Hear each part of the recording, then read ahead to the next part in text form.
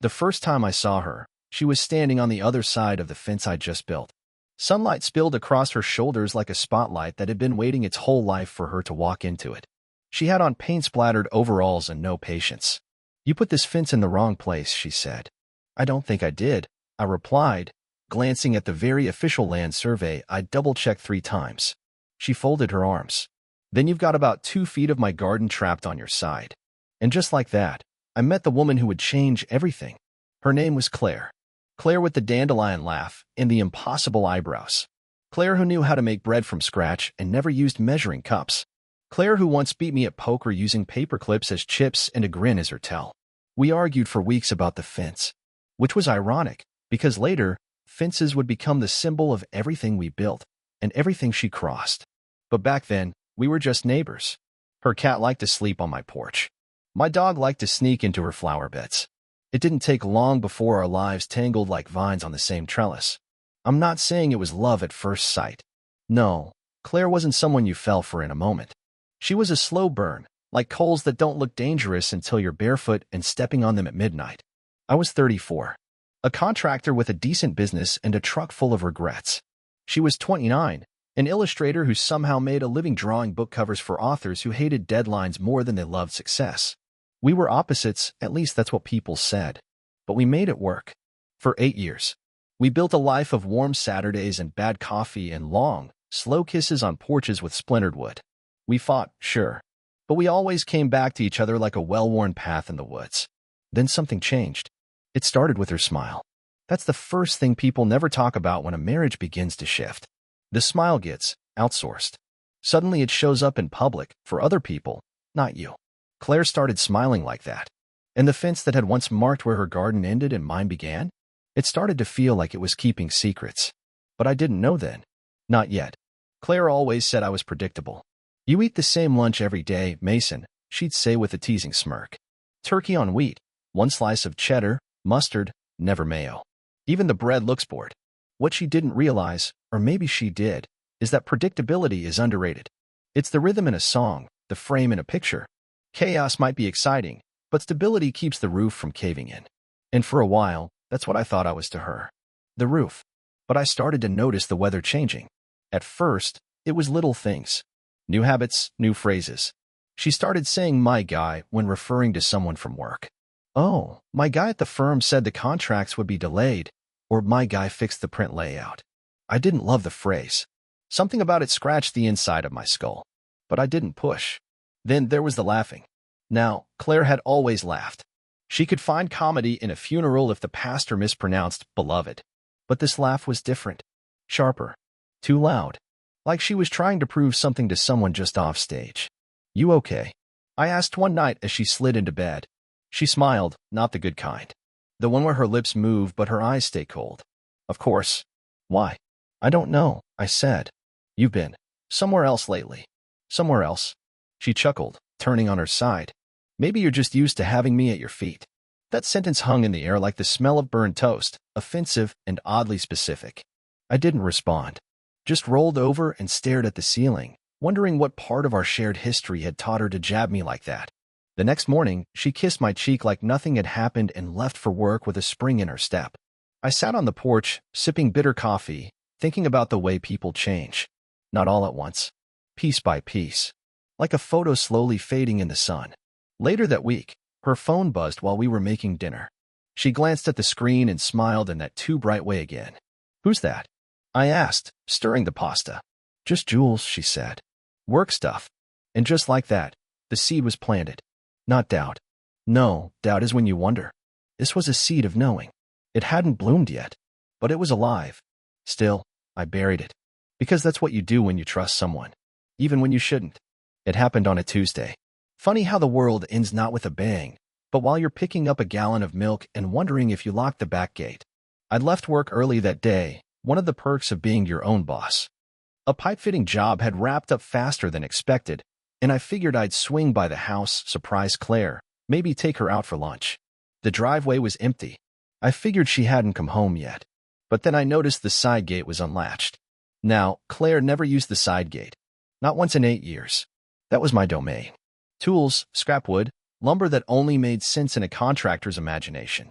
No one went back there unless they had a reason. I stepped through quietly, like my boots might give me away. That's when I heard it. Her laugh. Not the forced kind I'd grown used to. This one was soft. Real.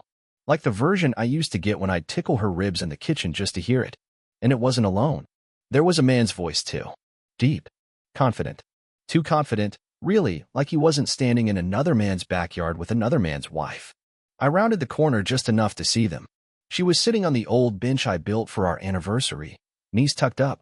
I was locked on him like he was the North Star. He leaned in, whispering something. She laughed again and touched his arm. That touch did it. It wasn't just friendly. It was the kind of touch people save for someone they already know too well. I didn't step out. Didn't yell. I stood there, behind the garden wall, watching my wife fall in love with someone else, right in the spot where she'd once told me she wanted to grow old. I backed away slowly, heart pounding in my ears. My hands were steady. My breath was not. Inside the house, I sat down at the kitchen table, still wearing my work gloves. I don't know how long I sat there, but when she walked in, 20 minutes later, her face dropped. "Mason," she said, startled. "You left the side gate open," I replied, looking straight at her. Unusual choice. She blinked. Sorry, I didn't think." "Don't lie," I said calmly. "You're not good at it." She swallowed hard. "Look, I didn't mean for it to happen like this." I nodded slowly. "Then how did you mean for it to happen?" She opened her mouth, closed it, looked at the floor. "It just started." That's always what they say. Like betrayal is some sort of spontaneous combustion. "It's been going on for a while?" I asked. Her silence was loud enough. I stood up, took off my gloves, and laid them on the table like a man hanging up his past. "Thanks for confirming." "Mason." "Don't," I said, cutting her off. "You got the truth. That's more than most people get. But don't you dare try to dress it up with regret. You fed this thing in my backyard." And then I walked out. No yelling. No drama. But something had cracked inside me.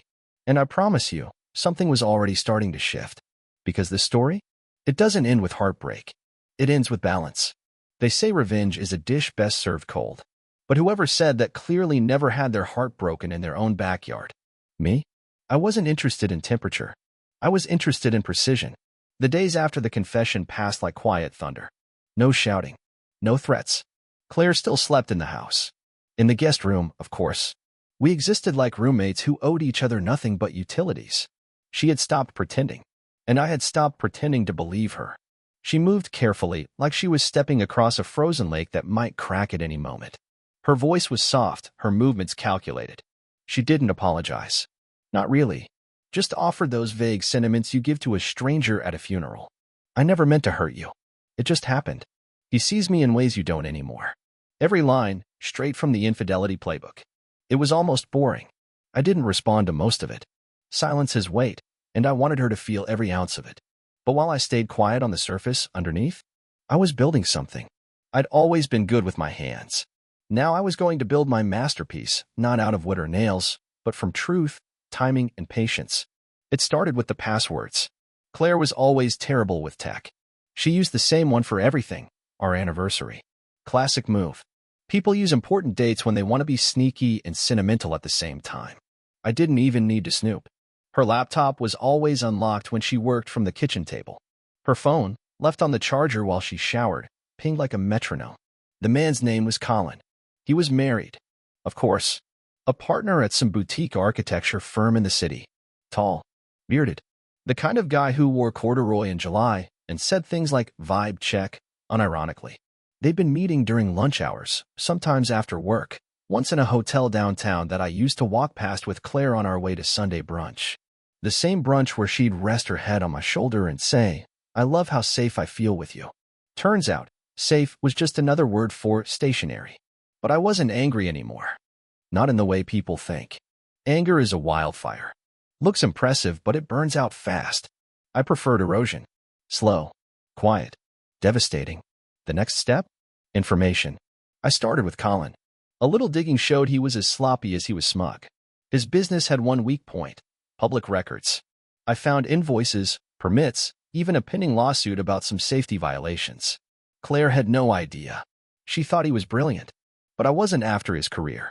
I was after his wife. Her name was Elise. Full-time event planner. 2 kids.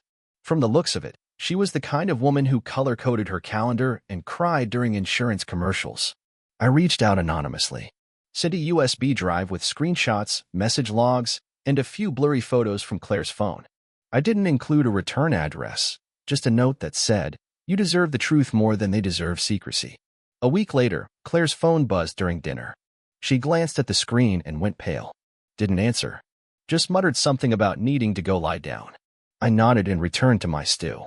Storm's coming, I thought. The fallout began the next day. Claire came home early from work. Her face was drawn, her eyes rimmed with red. "He's gone," she said. "Who?" I asked, genuinely amused. She blinked like I'd hit her. "Colin. Elise found out. Took the kids. He says it's over." I sipped my coffee and nodded slowly. Tough week for homewreckers. She flinched. "Did you tell her?" she asked. "Tell who what?" "Elise. Did you tell her?" "Claire," I said, setting down the mug. "If a man leaves his front door wide open, is it really breaking and entering?" She didn't respond. Just stood there, crumbling. That was the moment I realized she hadn't been planning a future with Colin. She just liked the illusion of risk. The drama. The validation. She was never going to leave me. She just wanted to know she could. And now? Now she knew the cost. 2 weeks later, I handed her an envelope across the kitchen table. "What's this?" she asked. "Settlement offer," I said. "Clean. Fair. You keep the car. I keep the house. No alimony, no court drama. Just signatures." She stared at the papers like they might bite her. "You're serious?" I stopped joking about this a long time ago. She skimmed the documents. "So that's it." I tilted my head. "What did you think was going to happen? That we'd cry, hug, maybe go to counseling and pretend you didn't fall for a man who said synergy in meetings?" Her eyes welled up, but I didn't flinch. "I made mistakes," she said. "No," I corrected. "You made decisions. There's a difference." She moved out the following month. The morning she left, I didn't help her pack. I didn't carry boxes. I didn't offer advice. I stood on the porch and watched her drive away with the same quiet I had when I first watched her laugh on that garden bench. Then I turned and walked back inside. The silence wasn't heavy anymore. It was peaceful. After Claire left, the house settled into a strange, satisfying quiet.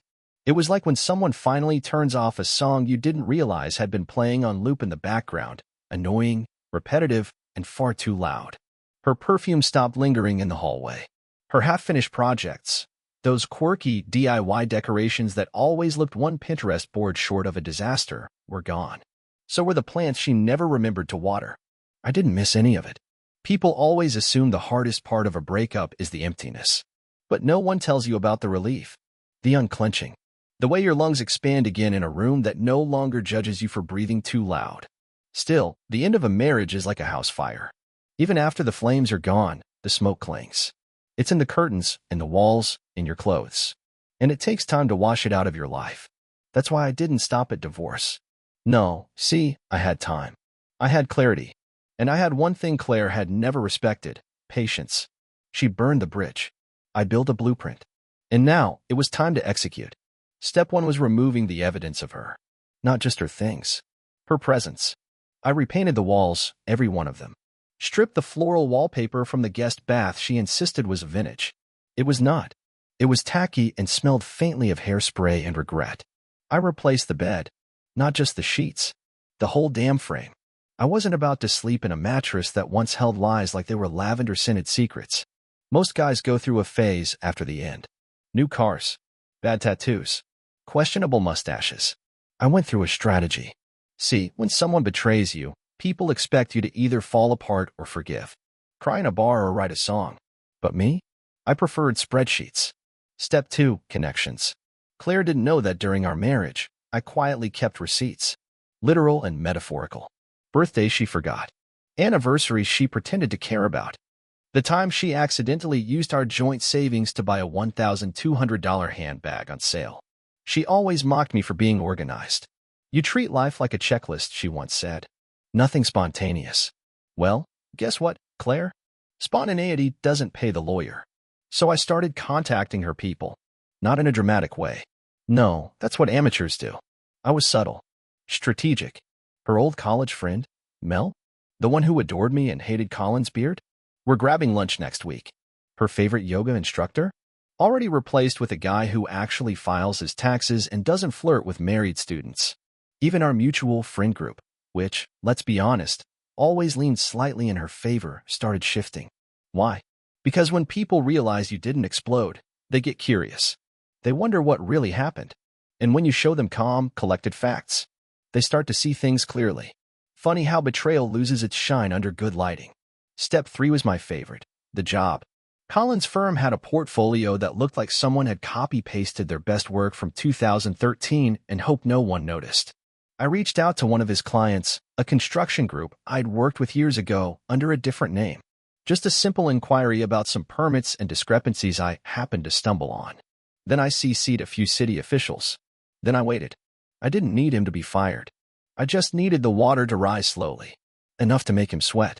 Enough to make him look over his shoulder. A few weeks later, word got around that Colin had been pulled off a key project to refocus on internal development. Translation, they benched him. Claire wouldn't know it came from me. He probably wouldn't either. But it didn't matter. I knew. And that was enough. I wasn't done, though. Because there was still one thing I owed Claire. Not pain. Not rage. A reminder. One that would land quiet, sharp, and deep. I waited until her birthday. She turned 39. Last year, I had thrown her a surprise dinner with friends, a custom cake, and a playlist of every song she said she forgot she loved. This year, I sent a single package. No card. No return address. Inside, she found one thing, the original photo of the garden bench. The one I built with my hands. The one where she used to sit with a book and hot tea and tell me how lucky we were. The one where she fell in love with Colin. On the back of the photo, I'd written 7 words. You brought weeds into my best soil. That was it. She didn't call. Didn't text. But 2 days later, I saw her car parked outside the house, engine idling, her silhouette sitting in the driver's seat. She didn't come in. She didn't need to. She saw the fresh paint, the new fence, the life rebuilt without her. She stayed for 10 minutes. Then she drove away. And for the first time in years, I smiled at the sound of a car leaving. You ever gut a house? Not redecorate. Not rearrange furniture or slap on a new coat of eggshell white. I mean take it down to the bones. Rip up the carpet, knock out walls, discover ancient wallpaper hiding behind drywall like some haunted memory of the 70s. It's brutal, dusty, loud, but it's honest. You can't lie to yourself during demolition. That's what rebuilding does. It forces you to look at what's really holding things up and what's been pretending all this time. That's what I did with the house. And then, I did the same with myself.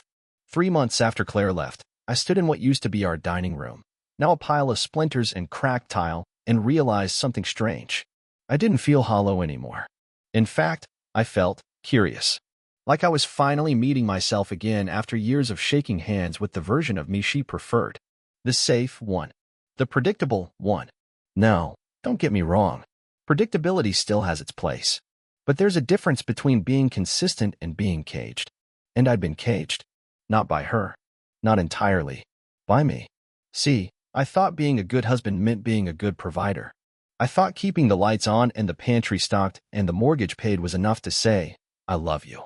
Claire never said otherwise, but she didn't have to. Some people speak with silence. Some people cheat with it, too. I joined a local woodworking group around that time. Bunch of old-timers and a few guys my age, meeting in a dusty community center once a week to talk about chisels like they were family heirlooms. I built a chair, then a desk, then a set of shelves that didn't lean even a little bit. It wasn't therapy. It wasn't emotional. It was just mine. And it helped. I'd wake up at 6 a.m., brew a pot of too-strong coffee, and spend the morning with sandpaper and sawdust instead of ghosts and what-ifs. Turns out, the rhythm of hands-on work is a lot like meditation, except when you finish, you've actually got something to show for it. I wasn't erasing Claire. I wasn't even trying to move on in the cliché sense. I was just learning how to live without pretending. Around that same time, the invitations started rolling in. Barbecues. Game nights. Let's catch up sometime, texts from people who'd gone radio silent during the split. Divorce has a funny way of making people choose sides. At first, most chose hers. She cried well. I'll give her that. Always knew how to time it, too, like a faucet with a dimmer switch. But time is a truth serum. And mine had finally kicked in. I didn't talk badly about her to anyone. Never had to. People figure things out when you let silence do the talking. My first real outing post-divorce was a poker night with some old buddies. They asked how I was doing. I said, better. One guy grinned. You look better. Honestly, didn't recognize you for a second. It wasn't the haircut or the weight I'd lost. It was the lack of tension, the unspoken pressure that used to sit on my shoulders like wet cement. Turns out, people notice when you stop bracing for impact. Then, there was Elle. She was the last person I expected to notice me, let alone see me. A friend of a friend. Divorced, too. Early 40s. Sharp as a tack and twice as quick with a comeback. We met at a backyard cookout. She was wearing a leather jacket even though it was 72 degrees out and sipping whiskey straight like it was lemonade. She caught me looking at her across the fire pit and said, if you're gonna stare, at least make it interesting. I raised my beer. I'm trying to figure out if that's a biker jacket or emotional armor. She laughed, really laughed. The kind that starts in the stomach and makes strangers want to lean in closer. We talked for hours. Not about our exes. Not about trauma or healing or any of the overused buzzwords that make every post-breakup conversation sound like a self-help podcast. We talked about music, about camping, about the worst meals we ever cooked and the best books we never finished. No agendas. No performances. Just two people who'd been through the fire and figured out how to stop smelling like smoke. We didn't jump into anything. We walked. Carefully. Deliberately. She wasn't a rebound, and I wasn't a project. We were both too tired for anything performative. She came over one night, months later, and saw the new living room. The hardwood floors. The open concept. The handmade shelf where the TV used to sit. She looked around and said, this place feels like it finally belongs to the man who lives here. I smiled. That was the plan. She ran her hand across the smooth edge of the table I'd built. Solid, she said. Simple. Beautiful. She could have been talking about the room. Or maybe she was talking about me. Now don't get me wrong. I haven't rewritten myself into a fairy tale. I still have bad nights. I still wake up sometimes expecting the old rhythm, the old noise. And occasionally, I wonder what Claire's doing. Not with longing. Just with that idle curiosity you have for a song you used to love but now skip without thinking. But here's the truth. I'm not the man she left. I'm not even the man she cheated on. I'm the man who walked through the wreckage, picked up the tools, and rebuilt, not what I lost. But what I never had in the first place. The knock came on a Thursday.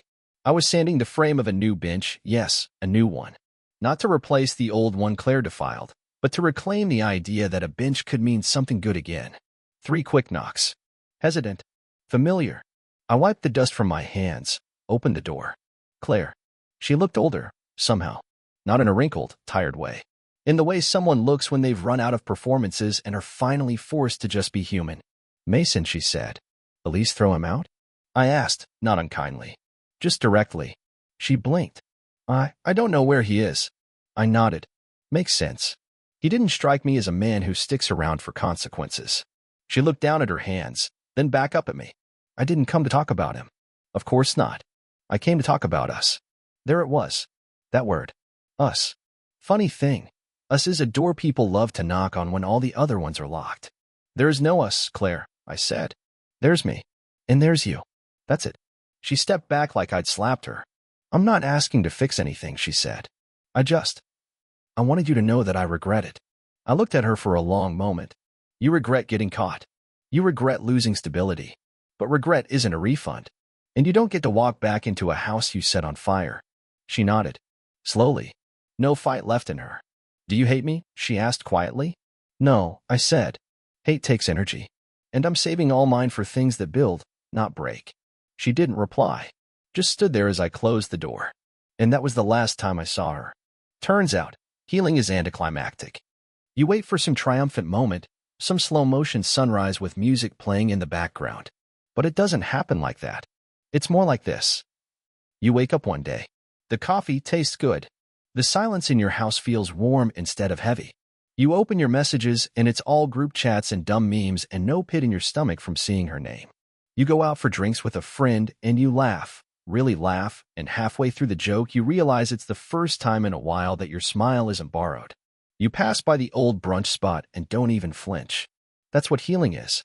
It's not dramatic. It's quiet, strong, steady. It's the absence of ache. 6 months after that last knock on the door, Elle and I spent a weekend up north, hiking and unplugging from the chaos.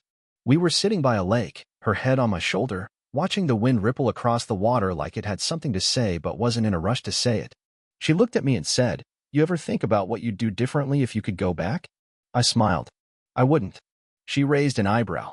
"Not even a little?" I shook my head. "Because if I changed anything, I might never have ended up here.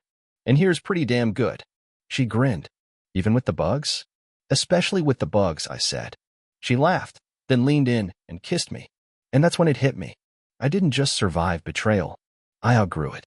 A year after the divorce papers were signed, I hosted a small barbecue in my backyard. The same backyard where Claire had once cracked open my ribs and poured someone else into the space where trust used to live. But now, there was a new bench, new paint, new laughter, old friends, new faces, no ghosts. Elle was flipping burgers like she'd trained for it, arguing with one of my buddies about how real chili doesn't have beans. She was right, by the way. I looked around and saw something I hadn't felt in years. Not happiness. Wholeness. I picked up my drink and made a toast. To rebuilding. Not what was lost, but what we deserve. They raised their glasses. They didn't know the whole story. They didn't need to. I did. I had lived it. Endured it. Outlasted it. And now? I was the man who didn't get even. I got free.